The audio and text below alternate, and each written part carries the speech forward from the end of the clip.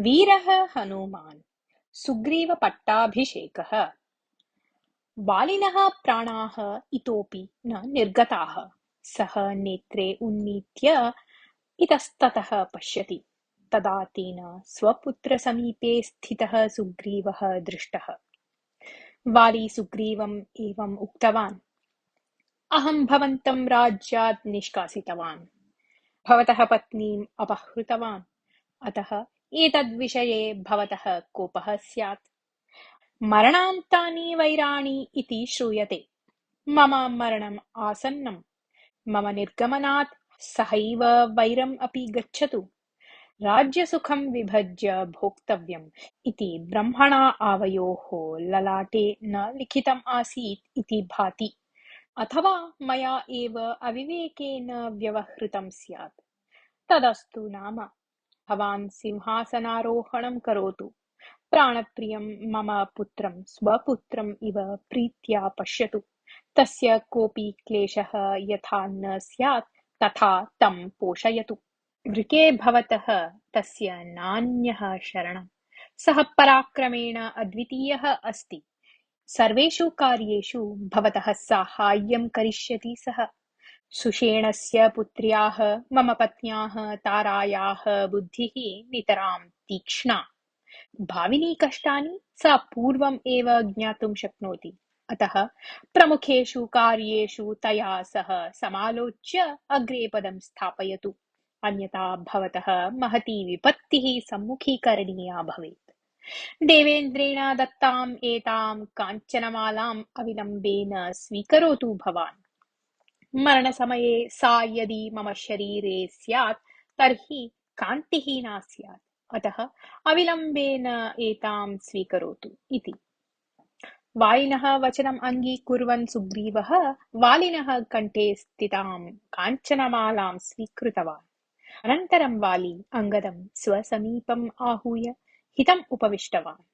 येन भावेन भवान् मां पश्यति तेनैव भावेन भवता सुग्रीवः द्रष्टव्यः। शत्रुपक्षः कदापि न आश्रयणीयः भवता। सुग्रीवः यत् कार्यम् आदिशति तत् विनयेन श्रद्धया च करणीयम्। अयोग्येषु विश्वासः मैत्री वा सर्वथा अनुचितः इति। पुनः अल्पे एव काले वालिनः प्राणाः निर्गताः। सर्वे वानराः वालिनः अपूर्वं सामर्थ्यं पुनः पुनः वदन्तः रोदनं कुर्वन्तः। 15 वर्षाणि यावत् युद्धं कृत्वा गन्धर्वस्य गोरभस्य वधः कृतः यत् तत् स्मरन्ति केचन। अन्ये केचन अन्याः घटनाः स्मरन्ति। वाली यदा जीवति स्म तदा शत्रुभयं स्वप्ने अपि न आसीत् इति एकैकः अपि वानरः चिन्तयति स्म। पत्युः गुणातिशयं स्मरन्ती तारा सोरस्ताडं रोदिति। वालिनः वक्षस्थले लग्नं बाणम् अपसारितवान् नीलः। तारायाः सूचनायाः अनुसारम् अङ्गदः वालिनः पादौ स्पृशन् नमस्कृतवान्। सकर्णं रुदत्याः तारायाः दशां दृष्ट्वा सुग्रीवः नितरां खिन्नः। सः उद्गतानि अश्रूणि मार्जयन् रामस्य समीपं गत्वा उक्तवान्। राम, पूर्वं दत्तं वचनं पालयन् भवान् वालिनं मारितवान्। राज्यं मदधीनं यथा भवेत् तथा अपि कृतवान्। किन्तु मम इव इदानीं जीविते इच्छा नास्ति।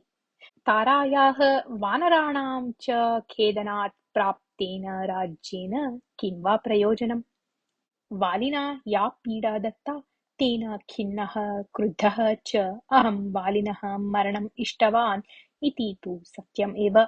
किन्तु वालिनः मरणं प्रत्यक्षं पश्यन् अहं पश्चात्तापेन दग्धः अस्मि। मया समग्रं जीवनं ऋष्यमूकपर्वते यापनीयम् आसीत्। वालिनः संहारे भवन्तं प्रेरयन् अहं घोरं पापम् आचरितवान्। यद्यपि वाली मयि क्रुद्धः आसीत् तथापि सः मम संहारं न चिन्तितवान् आसीत्। अतः एव मां दूरं प्रेषितवान्। शत्रौ अपि दयां प्रदर्शयतः तादृशस्य वालिनः संहारः कारितः मया। एवं पापभाक् अहं कथं वा सिंहासनारोहणं करिष्यामि, कथं वा राजपदवीम् अलङ्करिष्यामि। राज्यं राजपदवी वा मास्तु मह्यम्, अहं चितारोहणं करिष्यामि। सीतान्वेषणकार्यं वानराः करिष्यन्ति, अतः इहलोकव्यापारस्य समापनार्थम् अनुमतिं ददातु कृपया इति। तारा रामं पश्यन्ती दुःखेन उक्तवती, रामभद्र, येन बाणेन भवता वाली मारितः, तेनैव बाणेन माम् अपि मारयतु। मम उपस्थितिं विना वाली स्वर्गसुखम् अनुभवितुं न अर्हति। यथा भवान् सीतावियोगात् खिन्नः, तथैव वाली मम वियोगात् स्वर्गे खेदम् अनुभवन् अस्ति। अतः मां मारयतु कृपया। वालिनः मारणात् उत्पन्नं पापं मम मारणेन क्षालयतु इति। रामः तां सान्त्वयन् उक्तवान्, भद्रे, वीरपत्न्या भवत्या एवं धैर्यच्युतिः न प्रदर्शनीया। आशाकेन्द्रस्य अङ्गदस्य अभ्युदयः चिन्तनीयः भवत्या, तदैव वालिनः अन्तिमवचनं पालितं भविष्यति। अतः प्रकृतं चिन्तयतु भवती इति। अनन्तरं सः वानरान् दृष्ट्वा पुनः उक्तवान्, भोः वानरवीराः, एवं रोदनेन किं साध्यते भवद्भिः? वीराणां भवतां रोदनं दृष्ट्वा मृतस्य वालिनः आत्मा अपि खिद्येत। विलम्बार्थम् एषः न समयः। वालिना ऊर्ध्वलोकाः यथा प्राप्येरन्, तथा उत्तरक्रियादिकम् अविलम्बेन आरम्भणीयम्। स्वकर्तव्यं स्मरन्तु भवन्तः इति। लक्ष्मणः दुःखेन उपविष्टवतः सुग्रीवस्य समीपं गत्वा उक्तवान्, सुग्रीव, विपत्तिकाले येषां मनः मलिनीभवति ते न धीराः। अलं रोदनेन चन्दनकाष्ठानां सङ्ग्रहार्थं वानरान् आदिशतु। उत्तरक्रियानिर्वहणार्थम् अङ्गदं सज्जीकरोतु। अङ्गदं तारां च सान्त्वनवचनानि उक्त्वा तयोः दुःखस्य आवेगं शमयतु। शिबिकाम् आनाययतु। शिबिकावाहनान् निश्चिनोतु। करणीयानि कार्याणि काले समापनीयानि खलु इति। लक्ष्मणस्य वचनं श्रुत्वा तारः किष्किन्धां गत्वा शिबिकाम् आनीतवान्। सुग्रीवः अङ्गदः च वालिनः कलेवरं शिबिकायां स्थापितवन्तौ। विविधैः पुष्पैः वालिनः शरीरम् आच्छादितवान् रामः। अनन्तरं वालिनः अन्तिमयात्रा आरब्धा। वानराः मार्गेषु पुष्पाणि अवकीर्णवन्तः। अङ्गद, तारा, सुग्रीवप्रभृतयः एतां यात्रां मौनम् अनुसृतवन्तः। स्त्रीसमूहः अपि अनुसृत्य आगच्छत्। नद्याः तीरे सिकतानाम् उपरि चिता सज्जीकृता। अङ्गदः चितायाम् अग्निं योजितवान्। दहनकार्यं यथाविधि प्रवृत्तम्। रामः स्वयं सर्वाणि कार्याणि परिशीलयन् विधिलोपः यथा न भवेत् तथा व्यवस्थां कृतवान्। सुग्रीवः निवापञ्जलिं समर्प्य नद्यां स्नात्वा रामलक्ष्मणयोः समीपे स्थितवान्। तान् परितः वानराः विनयेन स्थितवन्तः। अनन्तरं हनूमान् रामम् उक्तवान्, प्रभो श्रीरामचन्द्र, भवदनुग्रहेण सुग्रीवेण राज्यं प्राप्तं। किष्किन्धाप्रवेशार्थं भवता अनुज्ञा दातव्या। अनन्तरं भवता अपि किष्किन्धाम् आगत्य सत्कारः स्वीकरणीयः। सुग्रीवस्य पट्टाभिषेकः स्वहस्तेन भवता एव निर्वर्तनीयः। एषः सर्वेषां वानराणाम् अपेक्षा। अस्माकम् अपेक्षां पूरयन् भवान् अस्मान् सर्वान् सन्तोषयतु इति। तदा रामः उक्तवान्, आञ्जनेय, भवतः अपेक्षा युक्ता एव, किन्तु ताम् अपेक्षां पूरयितुम् अहम् असमर्थः। पितुः आज्ञायाः पालनार्थं मया 14 वर्षाणि यावत् वनवासः करणीयः। एतस्मिन् सन्दर्भे ग्रामस्य नगरस्य वा प्रवेशः सर्वथा निषिद्धः। अतः अहं किष्किन्धां प्रवेष्टुं न अर्हामि। किन्तु मम अनुपस्थित्या कार्यस्य न कोऽपि हानिः। भवन्तः एव सुग्रीवस्य पट्टाभिषेकं निर्वर्तयन्तु। अङ्गदं युवराजं कुर्वन्तु। इदानीं श्रावणमासः, इतः परं 4 मासान् यावत् वर्षाकालः। एषः कालः सर्वकार्यविघातकः। कार्तीकमासस्य आगमनस्य अनन्तरम् अग्रिमकार्ये उद्युक्ताः भवेम। भवन्तः किष्किन्धां गच्छन्तु। अहं लक्ष्मणेन सह पर्वते निवसामि। तत्रत्या गुहा वासयोग्या अस्ति। कार्तीकमासे उपस्थिते सीतान्वेषणस्य आरम्भं करिष्यामः इति। रामस्य आदेशं पालयन्तः वानराः किष्किन्धाः प्रविष्टवन्तः। सुग्रीवः अपि बन्धुभिः सह विनयेन किष्किन्धाप्रवेशं कृतवान्। किष्किन्धायां सर्वेषां वानरप्रमुखाणां योगक्षेमं विचारितवान् सुग्रीवः। तारायाः अन्तःपुरं गत्वा सान्त्वनवचनानि उक्तवान् अपि। अनन्तरं सुग्रीवस्य पट्टाभिषेककार्यं सन्नाहः आरब्धः। विविधानि सुवर्णाभरणानि, श्वेतछत्रं, चामराणि, सर्वविधाः मणयः, विविधानि रत्नानि, उत्तमानि वस्त्राणि, समस्ताः ओषधयः, पुष्पचन्दनाक्षतादयः, हरिद्राचन्दनकेसरादीनि, मधुदधिक्षीरघृतादयः, अन्यविधानि बहूनि वस्तूनि च सङ्गृहीतानि। योग्येन चर्मणा निर्मिता पादरक्षा अपि सज्जीकृता। अनन्तरं शुभे मुहूर्ते शास्त्रोक्तक्रमेण सुग्रीवस्य पट्टाभिषेकः प्रवृत्तः। गजः, गवाक्षः, गावयः, शरधः, गन्धमादनः, मयीन्दः, द्विविदः, हनूमान्, जाम्बवान्, नलः इत्यादयः वानरप्रमुखाः विविधाभ्यः दिग्भ्यः सुवर्णकलशैः तीर्थजलानि आनीतवन्तः। तैः सुग्रीवस्य अभिषेकं कृतवन्तः च।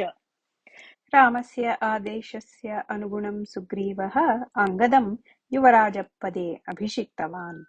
एतेन सर्वे वानरवीराः सन्तुष्टाः। सुग्रीवविषयकं गौरवं प्रवृद्धम्। अभिषेकदिने सर्वे वानराः महता सन्तोषेण नृत्यं कृतवन्तः। पट्टाभिषेकस्य अनन्तरं सुग्रीवः मन्त्रिभिः सह ऋष्यमूकपर्वतं गत्वा किष्किन्धायां प्रवृत्तं विस्तरेण रामं निवेदितवान्। रामस्य आशीर्वादं प्राप्य किष्किन्धां प्रत्यागतवान् च।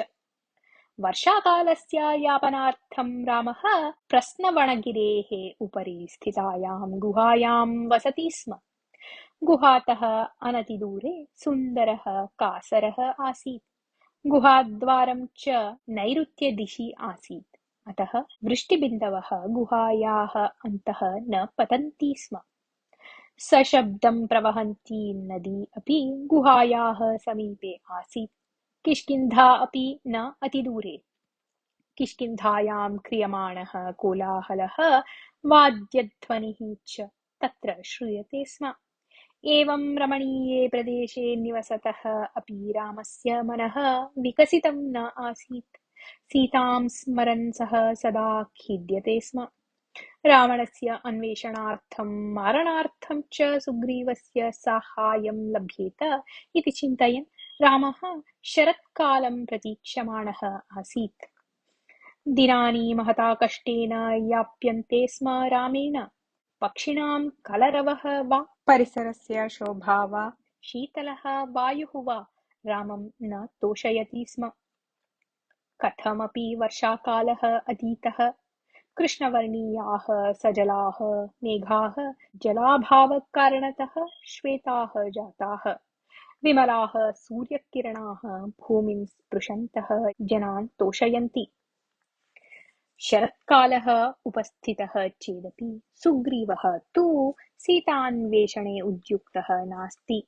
राज्यभारं मन्त्रिषु निक्षिप्य निश्चिन्तः सन् सदा अन्तःपुरे एव तिष्ठन् पत्न्या रुमया सह रममाणः अस्ति सः। सुग्रीवस्य एतम् अनुचितं व्यवहारं जानन् हनूमान् कदाचित् तं दृष्ट्वा उक्तवान्, एतत् राज्यं वैभवोपेतं जीवनं च कस्य अनुग्रहात् प्राप्तम् इति स्मरति खलु भवान्? दत्तस्य वचनस्य पालनं कदापि न विस्मरणीयम्। स्वकार्यम् अपि पार्श्वे स्थापयित्वा मित्रस्य कार्यं साधनीयम्। किन्तु भवान् मित्रकार्यं स्वकर्तव्यं च विस्मृत्य अन्तःपुरे भोगे लीनः अस्ति। सीतान्वेषणप्रयः एतावता एव आरम्भणीयः आसीत् अस्माभिः। रामस्य कोपः सर्वथा दुस्सहः। सौभाग्यवशात् सः इतोपि न क्रुद्धः। अतः यावत् शीघ्रम् अस्माभिः सीतान्वेषणार्थं प्रयत्नः आरम्भणीयः इति। तदा सुग्रीवः जागरणं प्राप्य नीलं स्वसमीपम् आहूय आज्ञापितवान्। सर्वासु दिक्षु वानरान् प्रेषयतु। 15 दिनाभ्यन्तरे प्रत्यागत्य तैः वार्ता निवेदनीया इति वदतु। यः विलम्बं करोति सः शूलारोपणे दण्ड्यते इत्यपि सूचयतु इति। वर्षकालः अतीतः चेदपि सुग्रीवस्य दर्शनम् एव नास्ति खलु इति सन्तापं खेदं च अनुभवति रामः। सः लक्ष्मणं स्वसमीपम् आहूय उक्तवान्, लक्ष्मण, शरत्काले प्राप्ते सीतायाः अन्वेषणं करिष्यामि इति सुग्रीवेण पूर्वं वचनं दत्तम् आसीत्। किन्तु इदानीं सः अस्मदीये कार्ये उदासीनः इति भाति। यतः तदीयं कार्यं तु सिद्धम् एव। अतः भवान् गत्वा मम असमाधानं निवेद्य तं कर्तव्यं बोधयतु। कीदृशैः वचनैः सः जागरणीयः इति भवान् जानीयात् एव इति।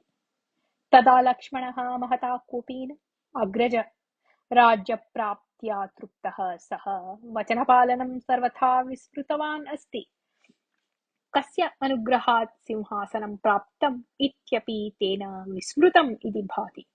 अतः अहं किष्किन्धां गत्वा सुग्रीवं सिंहासनच्युतं कृत्वा अङ्गदस्य द्वारा सीतान्वेषणं करिष्यामि। अनुज्ञां ददातु भवान् इति रामम् उक्तवान्। तदा रामः, लक्ष्मण, सहसा किमपि मा करोतु। मम च सुग्रीवस्य च सख्यम् अस्ति इति स्मरतु। तेन अस्मदीये कार्ये विलम्बः कृतः सत्यम्, किन्तु सः अस्मदीयं कार्यं सर्वथा विस्मृतवान् इति मा भावयतु। प्रथमं तस्य प्रतिक्रिया का इति जानीयाम तावत्। अविवेकः आपादः कारणम्। अतः सावधानतया व्यवहारः करणीयः इदानीम् इति उक्तवान्। अनुवर्तते।